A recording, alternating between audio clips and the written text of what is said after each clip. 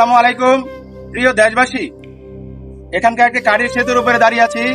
এটি রঘুরামপুর এবং সুনই এই দুই গ্রামের মাঝামাঝি অবস্থিত।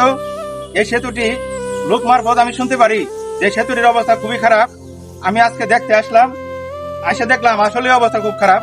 এদিক দিয়ে স্কুলের বাচ্চারা ছেলে মেয়ে রানিগনি করে এবং 2-4 গ্রামের মানুষ এদিকে চলাফেরা। যে কোনো সময় বড় ধরনের একটি দুর্ঘটনা ঘটতে পারে। দোয়া করবেন আমি যেন সেতুটির কিছু কাজ হলেও করে দিতে পারি। আসসালামু আলাইকুম।